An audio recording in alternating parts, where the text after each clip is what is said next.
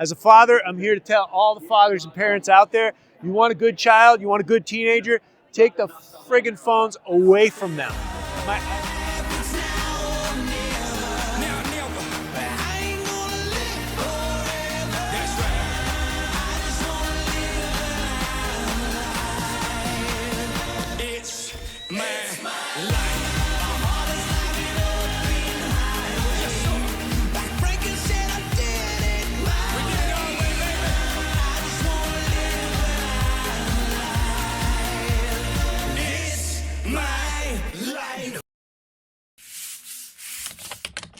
Welcome everybody to another episode of Facts Over Feelings, and here we are at Turning Point USA AmericaFest, one of the biggest ever, 20,000 people, 20,000 patriots that is, and I'm incredibly excited about our next guest we have here, and you're all in for a treat. We have Mr. Troy Casey here. He's a leading longevity authority, certified health nut, that's what he goes by, has successfully restored physical, mental, and emotional balance to his clients that have failed all other systems. His unique health holistic approach uses natural-based simplicity anyone can follow.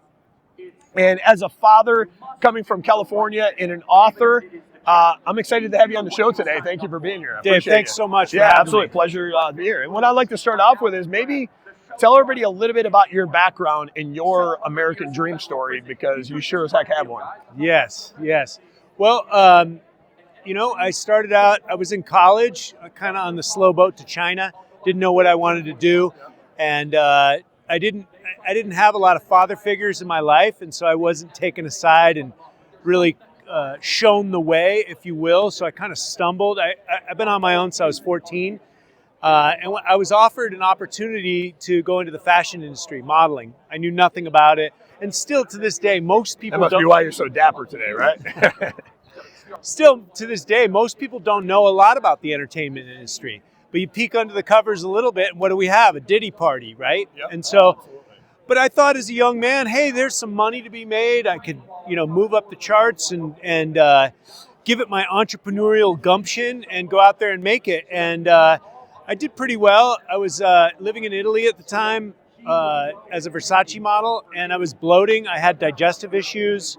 I had no idea about nutrition. I started studying herbs, internal purification, and fasting, and healed myself enough to look and feel my best in front of the camera. I know in my own journey, when I tell my story, it's almost as if every other person I speak to has some sort of severe underlying issue that they just don't talk about. The people that are listening, they're dealing with their autoimmune issue, diabetes, whatever it might be. When they come to you, what are some of those first steps that you help them on the journey to wellness? Well, I have 9 pillars of health that I put in the book to keep the curriculum very simple, and they're fundamental principles. So in physics, they call them first principles. You can't have this without that. And so the body's mostly water. Good idea to get pure water. Now that RFK is on the watch, now we're... when it comes to the water, I'd be curious your take on this. I use a K8, like Kangen water machine. Is that what you would advise?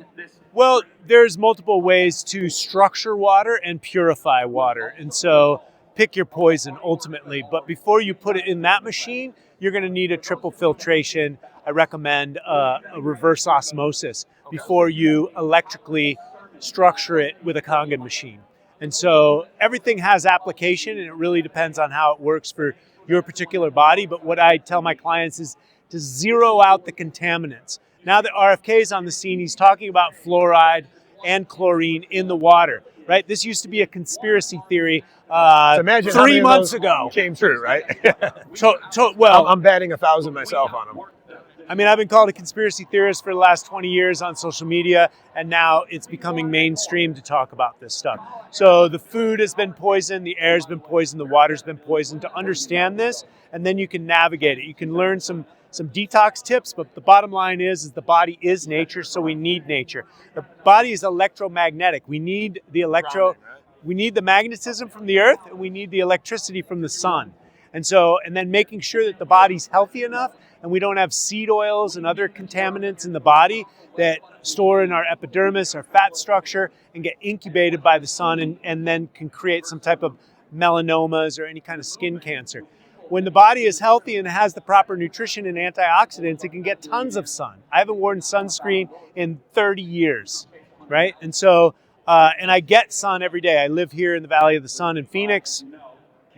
And so it makes a difference. The quality of water, the quality of food that you eat is directly related to the quality of life you lead. Then the body needs movement. The pump for the lymphatic. And it's, I think in America, it's just a sedentary lifestyle that most people had adopted. It's like they're sitting in their office chair, they're working from home, they're working from their couch, and they don't even get out of their house, let alone, get in Mother Nature and earth and ground or, anything like that. And these are very simple principles, right? We could get a walking desk. We could go out and walk for an hour a day. We could start eating organic food. People think it's more expensive, but pay now, pay later, pay the farmer or pay the doctor. And so it's actually cheaper to eat organic food, and you don't need a big pile of food. And I'm attesting to that. I paid a lot to the doctor. I paid a lot in just the price of my health, too. So I think it's like that age-old saying, if you don't take care of your wealth, if you prioritize your wealth over your health, you're eventually going to spend your wealth to get back to your health, and that's where I found myself later on in life. And that's where I find most of my clients. They have all the money in the world, and they don't have their health, and they realize how important it is. My message to everyone out there is don't wait till it's too late. I've been getting phone calls from my friends and their mother, father, sister, grandfather, uncle, and I've been telling them for years, pay attention to your health. Now I'm getting those same calls with people my age having cancer and dying prematurely. And so always put your health first. It's never too late. Start moving in the direction of holistic health, mental, emotional, physical, and spiritual. And I think there's a lot of people out there that probably think, hey, you know what, that might work for some people, but it's not working for me. Because they've been just, I guess, sitting in their setback for so long, they don't see a pathway out. What do you have to say to that person that maybe they've been sick for so long that they've forgotten what wellness looks like and what that first step of momentum could be for them in their life? The first step, Dave, and what I recommend, especially for men, for women, I postulate having children, family first, is enough of a legacy to have. But men need purpose. Figuring out what their hearts desire, not how their mind's going to monetize some new fancy idea on how to make money. Figure out what your effortless genius is, what your non-negotiable, what you love to do as a kid, etc., and really honor that. Don't quit your day job, but start moving in the direction of what your heart desires. And like I said, men need purpose. If they have no direction in their life, then anywhere will do. Said another way, if you have a dream big enough, you don't need a crisis. And what I'm hearing from you is, correct me if I'm wrong, is like when you find that passion, that thing that just wakes you up out of bed without an alarm clock, you start to operate on a different frequency with a different energy level that you're operating on. And, that's probably one of the first steps to embracing wellness, right? Absolutely. I was on the phone with my client earlier today, and he said he's having trouble as an entrepreneur. As an entrepreneur, you got to drum up business.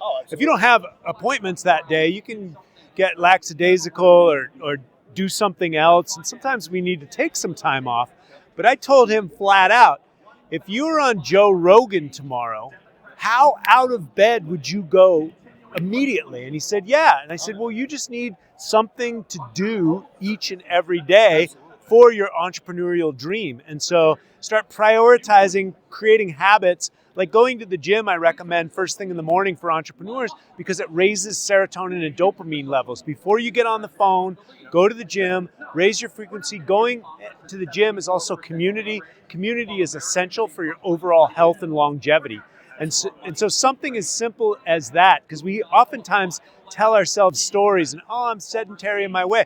Yeah, you're going on Joe Rogan tomorrow. How on point Absolutely. are you ready to be? If you operated that way and every day you're acting as if you're on Joe Rogan, what kind of life would that look like, right?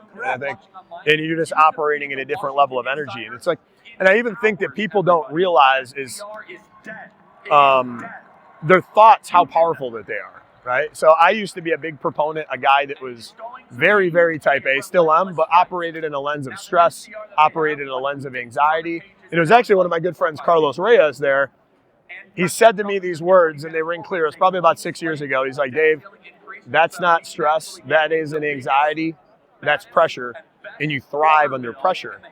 And it rung with me in that moment. And what I started to do is speak a different language to myself. And every morning, it didn't happen overnight, but every morning I started to say, this isn't stress, this isn't anxiety, this is pressure. And you freaking thrive under pressure. So I reframed it where I started to get excited about the things that was compressing me in my life. And then I took it even to the next level. Now I would get into a cold plunge because it shuts down your fight or flight that I would recognize I would get into under a duress of anxiety or pressure. Throw on David Bowie under pressure and then say that mantra to myself, hearing Carlos's words, Dave, this isn't stress, this isn't anxiety, this is pressure, and you freaking thrive. And I'd say probably after about 90 days of doing that, the power of that anxiety and stress just completely dissipated and turned into a totally different thing. It turned into a energy force for me rather than something that was compressing me into, a box. Question for you is kind of a selfish question. I actually have a little boy. He's on the autism spectrum. We didn't do any vaccinations whatsoever. Just after my wellness journey, we kept them on a really clean diet, no vaccinations, but still ended up in the realm where we got them on the severe side of the spectrum. And we've been doing a lot of speech therapy with them, dietary work, probiotics, prebiotics, but we're seeing minimal work. Have you had many people come to you with kids with autism, and what do you feel is one of the more effective ways to approach seeing symptomatic improvement? You want to investigate and find who you really resonate with. A lot of people could talk a good marketing game, but can they deliver? So feel where there's a soul connection and who can really work with your child. No, it makes a lot of sense. And I did that with my doctor, and it worked out the best. And then there are solutions to move in the right direction, whether it's behavioral or it's actually structural. And structural, you're going to want to look at heavy metals. Look, they're spraying it out of the sky. Again, back to the conspiracy theories. RFK is already talking about chemtrails in the sky. Seeding clouds, weather modification. So there are heavy metals in our environment. Making sure that all your cookware is the highest quality. The Salad Master titanium is the highest level. It's titanium. It doesn't leach. Making sure there's no cell phone towers anywhere near your house. Turning off the Wi-Fi at night. Making sure your child is grounded. The sunlight, all the food coloring, don't even buy it. Take that out of the whole equation. Totally.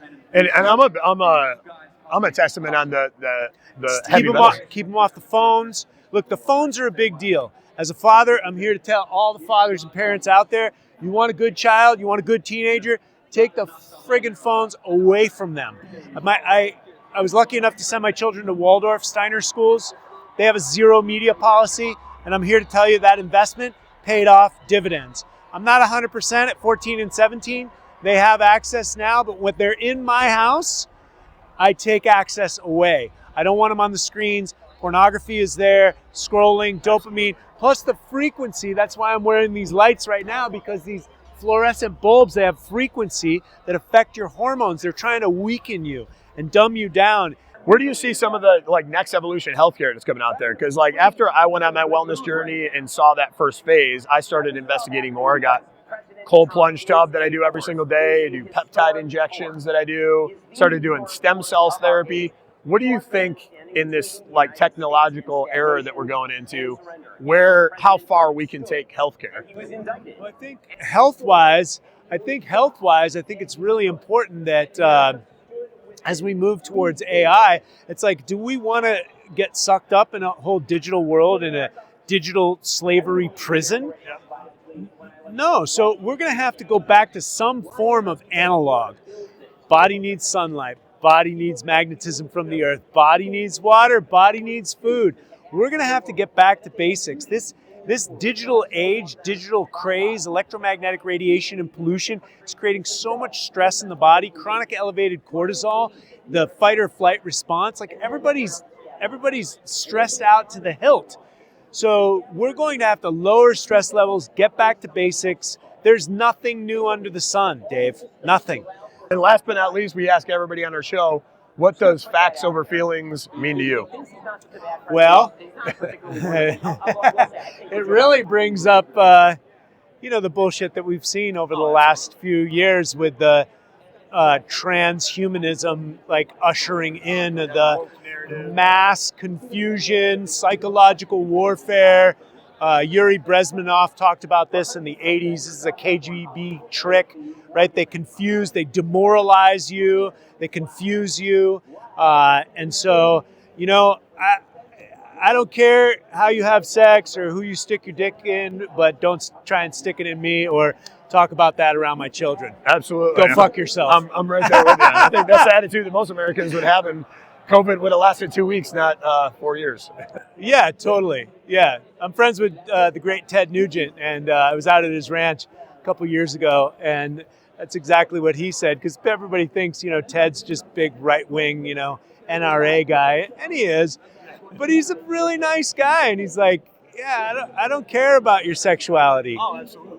Just don't bring it around me. Yeah, it was kind of like they kept putting it in your face, we don't care, and then I was like, we're going to go after your kids, and then it's like, all right, hold my beer.